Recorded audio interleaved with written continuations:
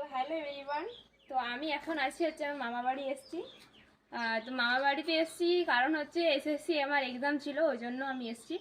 আর আমি তোমাদেরকে এই 3 দিন থেকে 4 দিন হয়ে গেল আমি কোনো ভিডিও আপলোড করিনি, আমার পুরো রিচ একবারে পুরো ডাউন হয়ে গেছে। তো তোমাদের কাছে আমার একটা রিকোয়েস্ট, আমার ভিডিওগুলো একটু দেখো, একটু শেয়ার করো। আর হচ্ছে এসএসসি এক্সাম আমার কীরকম হয়েছে সেটা আমি পরে তোমাদেরকে জানাবো।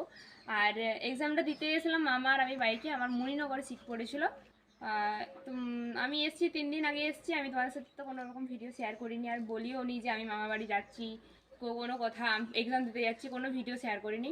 তো মা আমাকে ওখান থেকে আমার মামা ফোন করে করে বলছে যে কোনো ভিডিও আপলোড করিস নাই, কিছু দেখতে পাচ্ছি নি, ভিডিওগুলো আপলোড কর, না হলে তোর রিচ তো পুরো ডাউন হয়ে যাবে।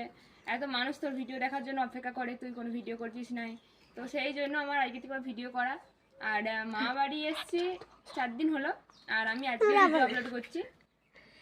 আমি ভিডিও আপলোড করেছি বলতে আমার এমনি নর্মাল ভিডিও, তাও আমি আপলোড করিনি, শুধু একটা ছবি হয়তো পোস্ট করেছিলাম নিজের, এটুকুই। আর এটা হচ্ছে আমাদের পরিবেশ, কি সুন্দর জায়গা, ফাঁকা ধারে ঘর করেছে মাঠ ধারে, খুব সুন্দর একটা পরিবেশ। আর এত সুন্দর, আর কি বলবো, জায়গাটা খুব সুন্দর, আমার পছন্দ। আমি এখানকে এলে মানে এই যেখানে আমাদের বাড়ি, তো আমাদের যেখানে পাকা ঘর করেছে, হ্যাঁ ওইখানটাতে আমি এলে থাকি, মানে খুবই ভালো লাগে যে একা নিরিবিলি জায়গা। আর এর পাশে একটা পুকুর আছে, হ্যাঁ। তো এইখানে এলে আমি একা একা মানে আমার মামার মেয়েগুলো আছে, হ্যাঁ, সবাই মিলে একসঙ্গে খুব ভালো, মানে খুব ভালো লাগে। একটা খুব সুন্দর নিরিবিলি জায়গা, একা একা বসে থাকা ভালো লাগে, আমার খুবই ভালো লাগে।